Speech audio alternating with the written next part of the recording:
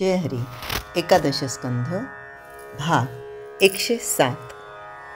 7व्या अध्यायामध्ये श्रीकृष्ण सांगतात, आता मी लवकर वैकुंठाला यावं अशी उत्कंठा सगळ्या देवांना लागली आहे.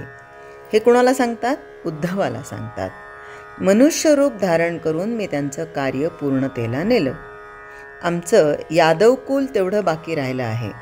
मी निजधामास गेलो की 7व्या दिवशी द्वारका बुडेल. यादव आपापसात भांडून नाश पावतील. मी हे जग सोडून गेलो की थोड्याच दिवसात लोकांची बुद्धी भ्रष्ट होईल. अधर्म अतिशय वाढेल. लोक नष्ट आणि अमंगल होतील. तोपर्यंत म्हणजे जोपर्यंत मी इथे वावरतो तोपर्यंत कली दबून आहे. मी गेलो की लगेचच तो पृथ्वीवर संचार करेल आणि आपला प्रभाव गाजवेल. तेव्हा ब्राह्मण स्वधर्म टाकतील, दान धर्म नकोसा होऊन ते ढोंगानं क्रियाकर्म करतील, कुविद्येची बंड उठवतील, निंदेच्या शर्यती सुरू होतील. म्हणजे काहीच गरज नसताना एकापेक्षा एक चढाओढ लागेल, कोण कोणाबद्दल किती वाईट बोलतं ते. अर्थात त्याला जर उदाहरण घ्यायचं असेल तर हे आजकाल जे राजकारण सुरू आहे ते तरी काय आहे? ते हेच आहे की निंदेच्या शर्यती सुरू होतील.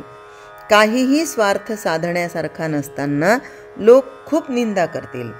म्हणून उद्धवा, तूही स्वकल्याणाकरता इथून एकटाच लवकर निघून जा. धन धान्य आप्त इष्ट नातेवाईक यांची आशा धरू नकोस. घरादारात आशा ठेवून नुसत्या शरीरानं तू बाहेर निघालास तर तो त्याग मोठा कठीण होईल. आणि इतकंच नाही तर अनर्थकारक ठरेल. कठीण पण आणि अनर्थकारक पण. म्हणून पहिल्यांदी काय करायचं तर सगळ्यात पहिल्यांदी ममत्व किंवा आसक्ती समूळ सोडायची आणि मग अहंकाराचं दंडन करायचं आणि नंतर वासनारूप जटाजुटाचं मुंडन करायचं. असं केल्यावर आश्रमातून बाहेर पडावं. आता ते कसं साधेल असा जर तुझा प्रश्न असेल, म्हणजे उद्धवाच्या मनामध्ये जर अशी शंका असेल तर पुढे श्रीकृष्ण सांगतात तो आत्मज्ञानाचा मार्ग.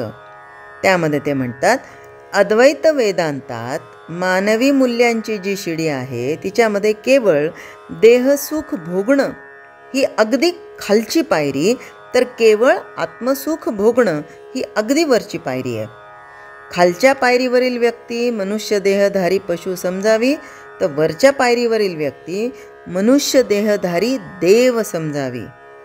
आत्मस्वरूप अतींद्रिय सूक्ष्म सर्वव्यापी आणि परिपूर्ण असल्यानं देहबुद्धी नाश पावल्याशिवाय त्याचा अनुभव येत नाही.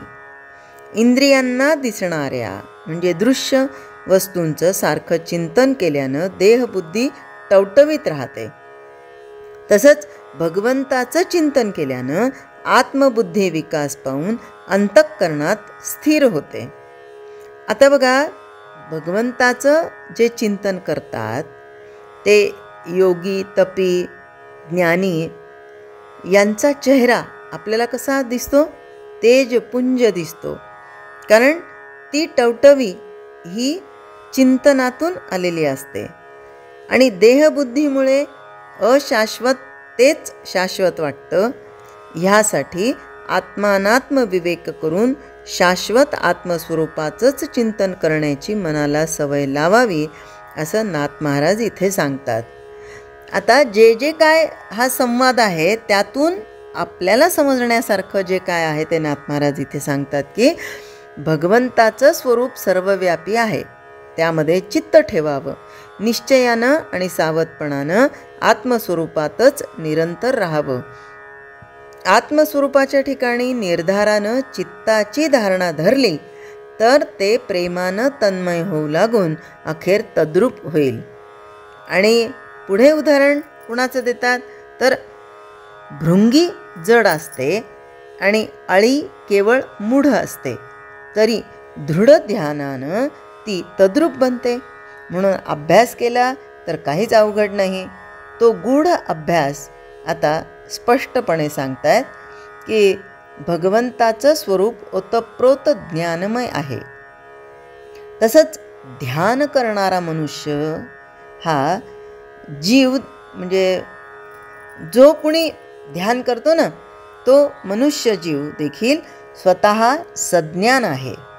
कशामुळे? कारण त्याला ध्यान कशाचं करायचं हे कळतं, म्हणून तो मनुष्य जीव सज्ञान. अर्थात सज्ञान जीवानं ज्ञानधन भगवंताचं अशा रीतीनं ध्यान केलं तर तो सहज तद्रूप होऊन जातो. म्हणून आपण काय म्हणतो? चिंतने चिंतने तद्रूपता. कशाचं ध्यान करतो, कशाचं चिंतन करतो त्याच्याशी आम्ही एकरूप होऊन जात असतो. आणि तद्रूपतेमध्ये सारी समदृष्टीच होत असल्यानं चित्त देखील समत्व पावतं. तो समत्व भाव निश्चयानं साध्य करून मग त्यामध्येच राहायचं.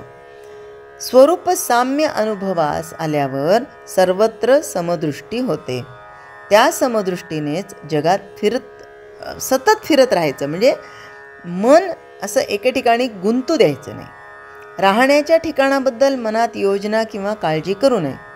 थोडा काळ जरी एकाच ठिकाणी आपण राहिलो तरी त्या स्थानाचं ममत्व जडतं. म्हणून साधकाने सर्वदेशी सर्वाधार आणि सर्व व्यापक व्हावं, म्हणजे तो भगवत रूप होऊन निजधामाला पावतो.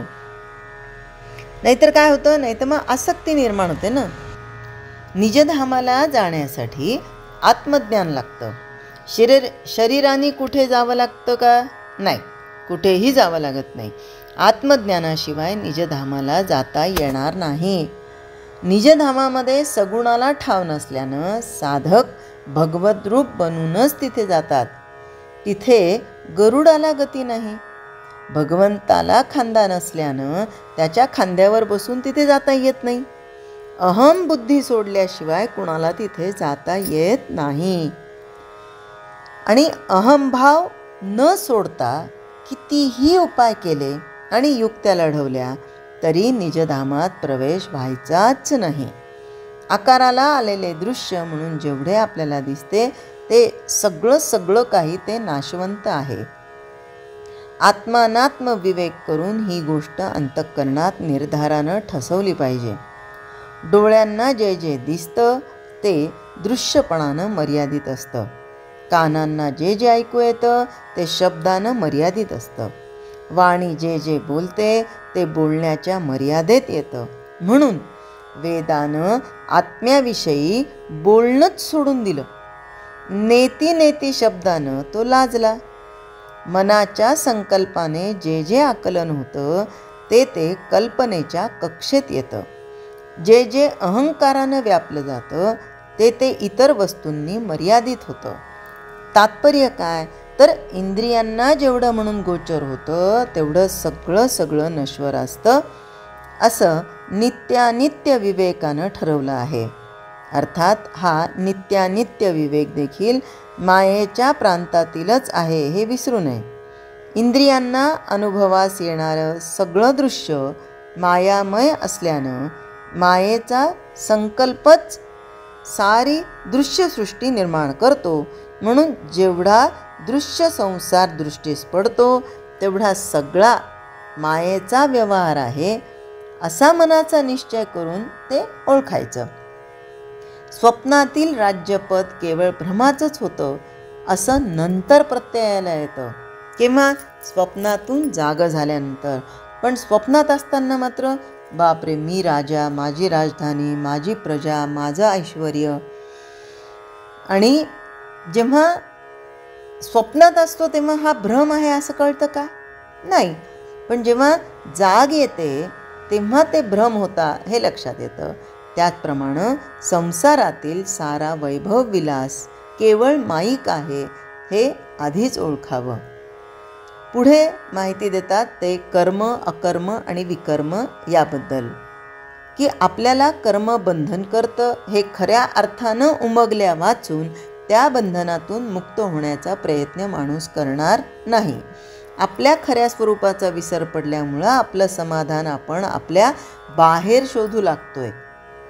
पण बाहेर समाधान शोधण्याच्या स्फूर्तीला कर्म असं म्हणतात. ही स्फूर्ती अत्यंत सूक्ष्म असल्यानं सामान्य माणसाला मूळ स्वरूपात अनुभवास येत नाही. वृत्तीमध्ये तिचं रूपांतर झालं म्हणजे सर्वसाधारण माणसाला तिचा प्रत्यय येतो. वृत्तीच्या पोटी भेदाचे मूळ असल्यानं तिच्यातून गुणदोष निर्माण होतात. गुणदोषातून चांगलं वाईट, हवं नको, सुख दुःख हे अनुभवाला येतं. कर्माचं बंधन नाहीसं होण्यास कर्माचा पाया असणारे कर्तेपण ते आधी नाहीसं व्हावं लागतं. कर्तेपण नाहीसं होऊन अकर्तेपणानं कर्म घडणं याला अकर्म असं म्हणतात.